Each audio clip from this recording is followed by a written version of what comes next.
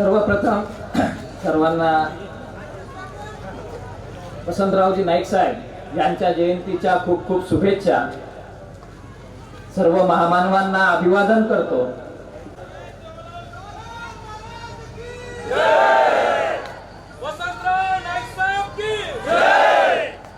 आज या कार्यक्रमाला तुम्ही इथे आलात, तुम्हा सर्वांना खूप खूप शुभेच्छा आहे माझ्या वतीने. इथे उपस्थित असलेले पत्रकार बांधव, क्षमा करा, थोडा आवाज आज जरा जल्लोष थोडा जास्त होता आणि एवढी जनता आली आणि नाईक साहेबांची आज जयंती आहे, तर त्यामुळे थोडा आवाज मला बसला आता तिथे अनावरण करत असताना, तर तेवढं समजून घ्यायला अशी अपेक्षा करतो. आणि या सभेला उपस्थित असलेल्या सर्व जनतेला खूप खूप शुभेच्छा देतो जयंतीच्या. त्याचसोबत ही या सभेला किती लोक आले हे पाहण्यासाठी आलेल्या लोकांना सुद्धा जयंतीच्या खूप खूप शुभेच्छा देतो. काही आजूबाजूला असतील बाहेर थांबण्याची आवश्यकता नाही आहे, कारण वसंतरावजी नाईक साहेब हे विरोधकांचे सुद्धा होते. वसंतरावजी नाईक साहेब हे त्यांच्या सहकार्यांचे सुद्धा होते. खरं सांगायचं तर विरोधकांचे ते आधी होते. वसंतरावजी नाईक साहेबांची जयंती आज आपण इथे मोठ्या उत्साहाने साजरी करत आहोत. ज्याप्रमाणे आपल्या सर्वांना माहित आहे, वसंतरावजी नाईक साहेबांचा जन्म 1 जुलै 1913 रोजी गवली या गावात झाला. सुरुवातीच्या काळात जेव्हा तांड्याची स्थापना व्हायची, भटकंती करणारा बंजारा समाज जेव्हा रानावनात भटकंती करायचा, त्यावेळी जेव्हा एका कुठेतरी स्थायिक होण्यासाठी तांड्याची स्थापना झाली, मग या तांड्याची व्यवस्था चालणार कशी, या तांड्याचा कारभार चालणार कसा, या तांड्याचं नेतृत्व करणार कोण. कुठेतरी एक महत्वाचा नेता लागतो, कुठेतरी एक महत्वाचा व्यक्ती लागतो. म्हणून त्या तांड्यामध्ये एक अशा व्यक्तीची निवड केली जायची जो त्या तांड्याचं एक चांगल्या प्रकारे नेतृत्व करू शकेल, ज्यामध्ये नेतृत्व गुण आहे अशा व्यक्तीची तिथे नेमणूक केली जायची आणि त्याला म्हणायचे नायक. त्याचबरोबर ज्याचा कारभार चांगला आहे, ज्याचा गणित पक्का आहे, जो तांड्याचा कारभार पाहू शकतो, त्याची नेमणूक केली जायची. म्हणजे तो असायचा कारभारी. कुठे जाधव असतात, कुठे राठोड असतात, कुठे आडे असतात, कुठे पवार असतात. तसं मी जाधव आहे, पण मी कारभारी नाही आहे, कारण माझ्याजवळ संस्था नाही आहे. माझ्याजवळ संस्था असते तर कदाचित मी कारभारी राहिलो असतो पुसद शहरात.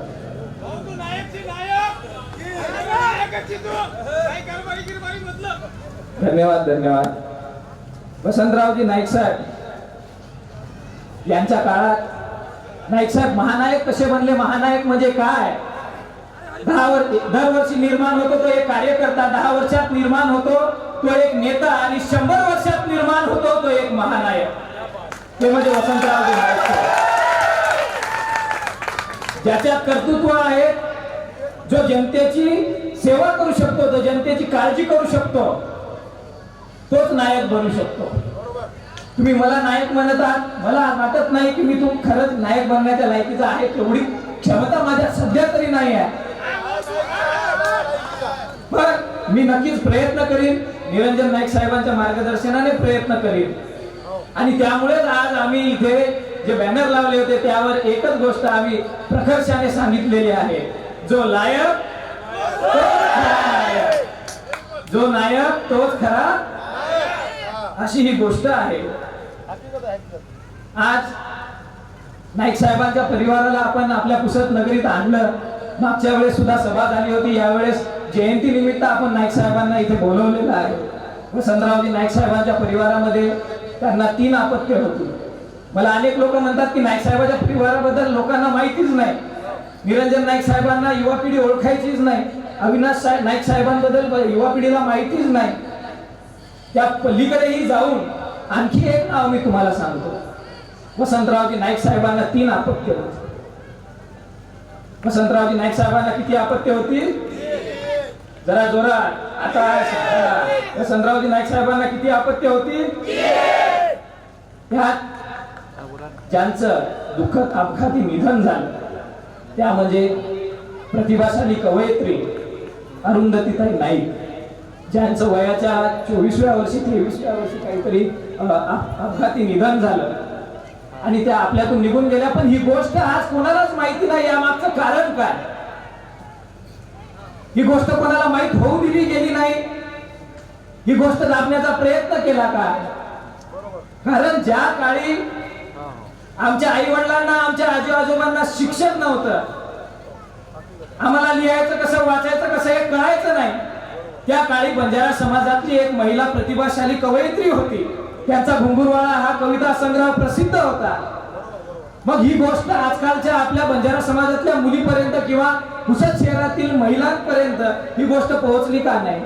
का एखादा साहित्यिक निर्माण होईल याची भीती होती का? एखादा साहित्यिक निर्माण होईल याची भीती होती का? की ते प्रशासनावर आघात करेल, कुठेतरी मुली शिकून मोठ्या होतील याची भीती आहे का? आज निरंजन नाईक साहेब, अविनाश नाईक साहेब, अरुंधतीताई नाईक आणि संपूर्ण नाईक परिवाराचं आपण इथे स्वागत केलेलं आहे. ते आपल्यात आलेले आहेत. वसंतरावजी नाईक साहेबांच्या अनेक वाक्यांमध्ये समाजाला एक कुठेतरी प्रेरणा मिळायची. वसंतरावजी नाईक साहेबांनी कधी कुठल्याही परिस्थितीत हार मानली नाही. येत्या 2 वर्षात महाराष्ट्र जर अन्नधान्याने संपूर्ण झाला नाही तर मी वसंतराव नाईक फासावर जाईल, असं वसंतरावजी नाईक साहेब म्हणाले होते. मग ते नेते कुठे? आणि पांडुरण्याच्या पोरांना तुम्ही माझ्या खुर्चीवर बसून पहा, मग तुम्हाला कळेल हे म्हणणारे नेते कुठे.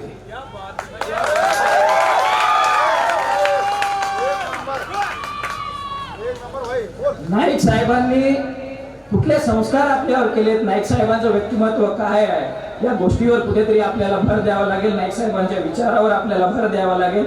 नाईक साहेबांनी आव्हानं स्वीकारली, नाईक साहेब लढले आणि त्यानंतरच कुठेतरी ते महानायक झाले. नाईक साहेबांनी अनेक कामं केली, या महाराष्ट्रभरात कामं केली, फक्त पुसद शहरात कामं नाही केली.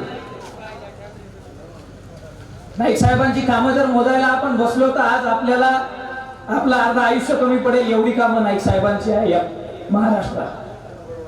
पण नाईक साहेबांनी कधी या कामांमध्ये कमिशन मागितल्याची गोष्ट आपल्याला माहित होत नाही.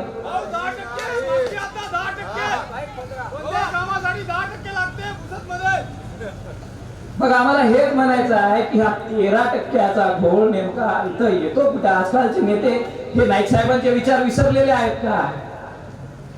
लहानपणी आम्ही, आता मी लहान होतो त्यानंतर आमच्या आधीची काही पिढी असेल, बऱ्याच अफवा असायच्या. काही अफवा खऱ्या असायच्या, काही अफवा खोट्या असायच्या. एक त्यामध्ये अशी अफवा होती की जो सरडा असतो ना, सरडा, तो सरडा म्हणायचे रक्त पितो तर लोक, आम्ही असं लहानपणी बालपणी असे थुका लावायचे. कोणाकोणासोबत कोणाकोणाला ही गोष्ट माहित आहे, केलेली आहे की नाही? मग रक्त पिणारा सरडा 13% रक्त पितो ही गोष्ट कोणाकोणाला माहित आहे?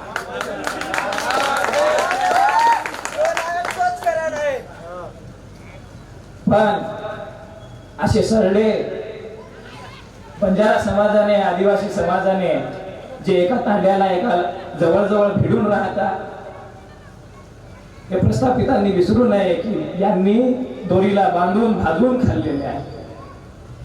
त्यामुळे अशा सरड्यांचं वर्चस्व आम्ही सहन करू नये. कुठेतरी समाजाची परिस्थिती बदलली पाहिजे. वसंतरावजी नाईक साहेबांच्या विचारांवर आपण कधी चालणार आहोत की नाही या गोष्टीकडे आपण लक्ष दिलं पाहिजे. वसंतरावजी नाईक साहेब कुठल्याही कामाची पाहणी करायला जायचे त्यावेळी वत्सलाताई नाईक त्यांच्या सोबत असायच्या. हे असे अनेक चित्र आपण पाहिलेले आहेत. पण मी एकही फोटो असा पाहिला नाही किंवा एकही चर्चा अशी ऐकली नाही की वसंतरावजी नाईक साहेब पावसाळा येता, आता 7 दिवसावर पावसाळा येणार आहे आणि त्यावेळी पुलावर गेले आणि पुलावर जाऊन म्हणत आहेत की मला 7 दिवसात काम करूनच पाहिजे.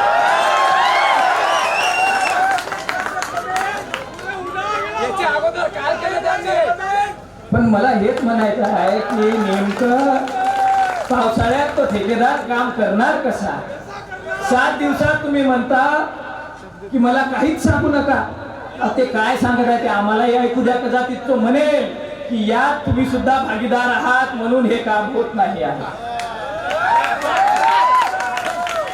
एखादी महिला, एखादी वृद्ध महिला तुमच्या जवळ येते, नाईक साहेबांजवळ सुद्धा जायचे लोक, पण कधी निराश होऊन गेले नाही. नाईक साहेब सगळ्यांना प्रेमाने जवळ घ्यायचे, त्यांची समस्या जाणून घ्यायचे. आज आपण समाज माध्यमांवर व्हिडिओज पाहतो, व्हिडिओच्या माध्यमातून पाहतो, गाणं चालू असते आणि ती महिला बोलत असते. ती महिला नेमकं काय बोलत आहे हे आम्हाला ऐकायचं आहे.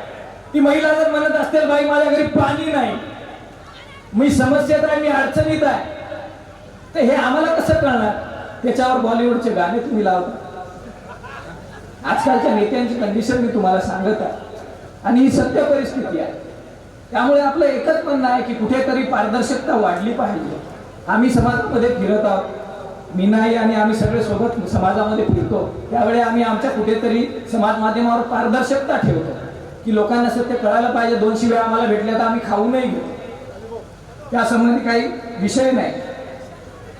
नाईक साहेब असते, थोडा पाऊस चालू झालेला आहे, पण पावसात भिजायचं की भिजायचं हे आपण ठरवायचं आहे. पावसात भिजायला सगळे तयार आहात ना?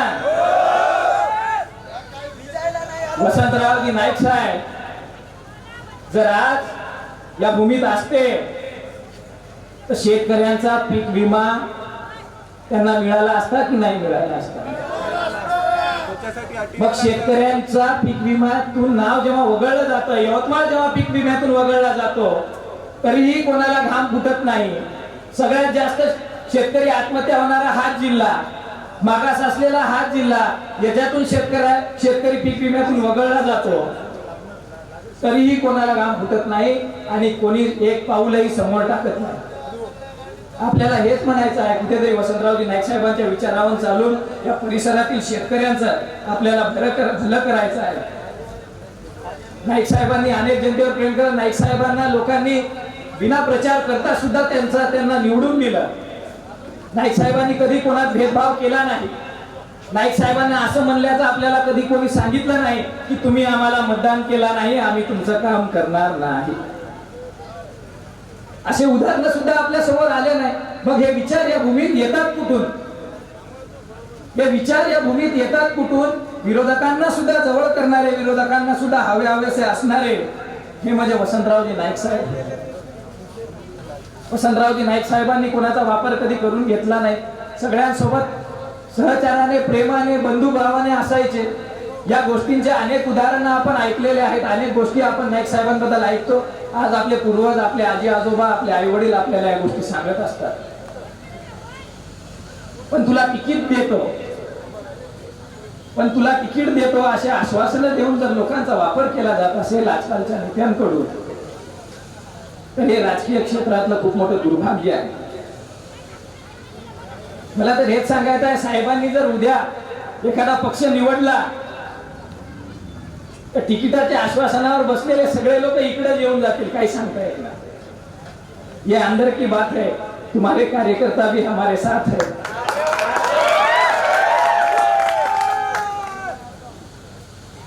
वसंतरावजी नाईक साहेबांनी व वसंतरावजी नाईक साहेबांच्या कार्यकर्त्यांनी, वसंतरावजी नाईक साहेबांच्या सहकार्यांनी, छोट्यातल्या छोट्या कार्यकर्त्यांनी कधीही कुणाचा अपमान केला नाही. त्यांच्यावर तसे संस्कार नाईक साहेबांनी केले होते, तसे विचार नाईक साहेबांनी पेरले होते. प्रामुख्याने सांगायचं झालं तर स्त्रियांचा अपमान वसंतरावजी नाईक साहेबांनी कधी केला नाही. मागच्या सभेत निरंजन नाईक साहेबांनी आपल्याला सांगितलं की महिलांचा मोर्चा आला होता, बेलनं घेऊन आले होते, पण नाईक साहेबांनी त्यांच्यावर कधी आक्षेपार्ह टिप्पणी केली नाही. मग ते नाईक साहेबांसोबत असणारे, पांढरे शुभ्र कपडे घालून फिरणारे जिल्हा परिषद सदस्य का असो ना, या गोष्टीकडे आपण प्रामुख्याने लक्ष द्यायला पाहिजे. कारण स्त्रियांचं मान सन्मान करणं हे छत्रपती शिवाजी महाराजांकडून, डॉक्टर बाबासाहेब आंबेडकरांकडून आणि वसंतरावजी नाईक साहेबांकडून आपण शिकलेले आहोत. हा सगळा प्रकार घडत असताना, हे सगळे हा महोत्सव साजरा करायचा असताना आणि या आधीची सुद्धा सभा घ्यायची असताना अनेक लोक मला म्हटले, अरे कशाला पुढे पुढे तुझ्या खांद्यावर बंदूक ठेवून लोक चालवतात, कशाला पुढे पुढे करतो, तुझ्या खांद्यावर बंदूक ठेवून हे लोक चालवत आहेत. मला त्या लोकांना हेच सांगायचं आहे की फितुरांच्या खांद्यावर बंदूक ठेवून वाघाची शिकार करता येत नसते. फितुरांच्या खांद्यावर बंदूक ठेवून वाघाची शिकार करता येत नसते. त्याला खांदा निष्ठावंत आणि शिकारी जातीवंत लागतो. नाईक साहेबांचा जसा निशाणा होता तसा निरंजन नाईक साहेबांचा सुद्धा निशाणा आहे. शिकार टप्प्यात आला म्हणजे उडाला म्हणून समजायचं.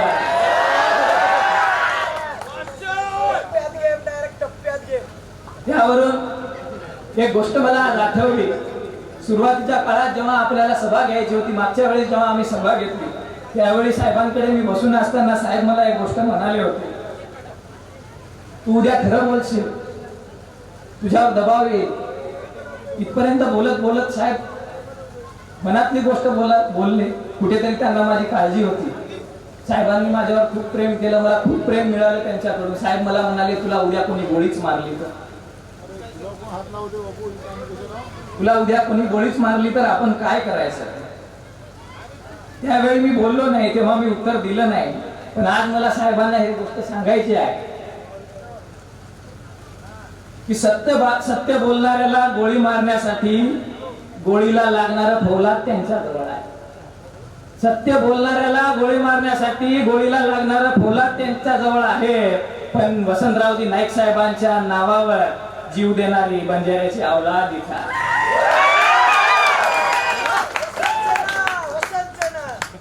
त्यामुळे मला सर्वांना हेच सांगायचं आहे की घाबरून जाण्याचं असं काही कारण नाही. आज वसंतरावजी नाईक साहेबांची जयंती आहे.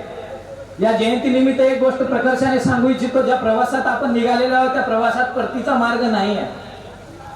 यात परतीचा मार्ग नाही आहे. एक तर संपवायचा आहे, नाही तर काहीतरी करून दाखवायचं आहे. ही गोष्ट तुम्हालाही माहिती आहे, ही गोष्ट मलाही माहिती आहे. मागे जारंगे पाटील साहेब म्हणाले होते, आलो तर तुझा नाही तर समाजाचा. माझ्या आई वडिला तिथे आहेत, तिकडे उभ्या आहेत, मला दिसत आहेत. मला तेच म्हणायचं आहे. वसंतरावजी नाईक साहेबांची आज जयंती आहे, 1 जुलै आहे. घराच्या बाहेर पडतो तर ते काळजी करत असतात, त्यांना वाटतं. पण माझं म्हणणं एकच आहे, आलो तर तुमचा, नाही तर वसंतरावजी नाईक साहेबांचा. काळजी करायची नाही. वसंतरावजी नाईक साहेबांच्या जयंतीनिमित्त अनेक गोष्टींवर आपण इथे चर्चा करणार आहोत. निरंजन नाईक साहेब आपल्याला अनेक गोष्टी आपल्या समोर बोलणार आहेत. आम्हाला कुठल्याही गोष्टीची अपेक्षा नाही आहे. आम्हाला धन नको, संपत्ती नको, मला तर नको. आमच्यावर आरोप असे लागतात 10 कोटीची मागणी,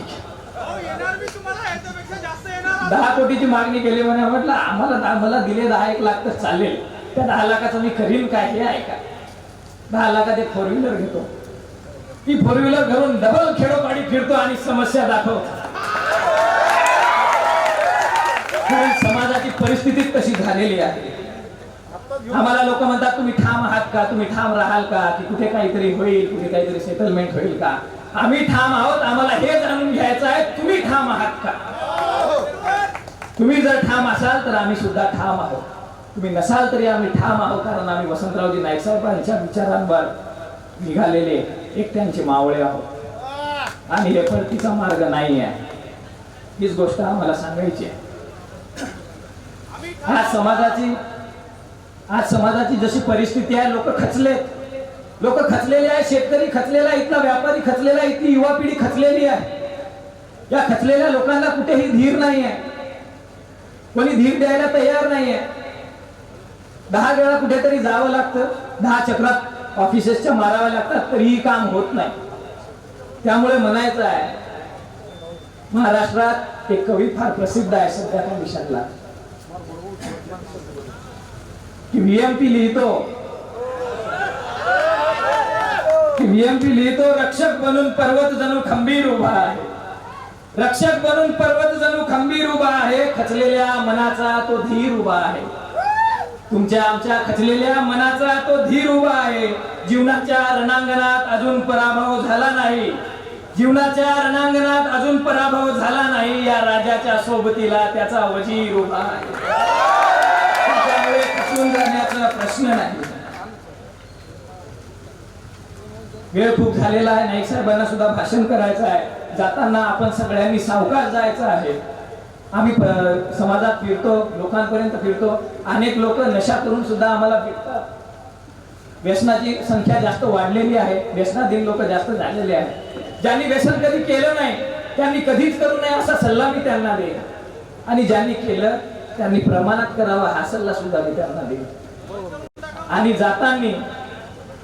जाताना कुठेतरी गाव जवळ करा. गाव जवळ केल्यानंतर तुम्हाला काय करायचं ते करा, कारण पावसाचे दिवस आहेत.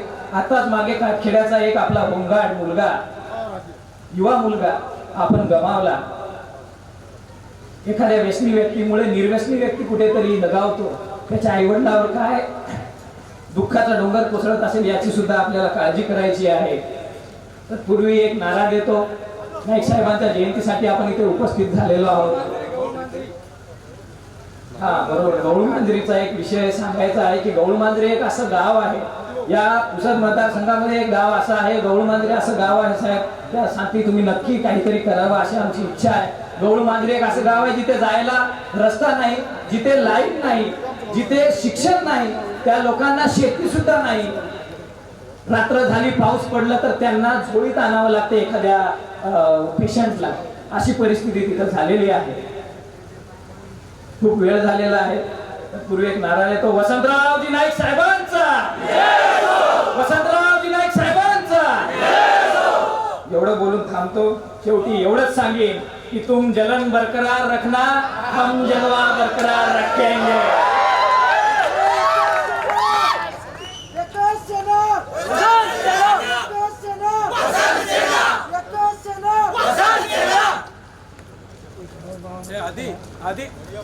आधी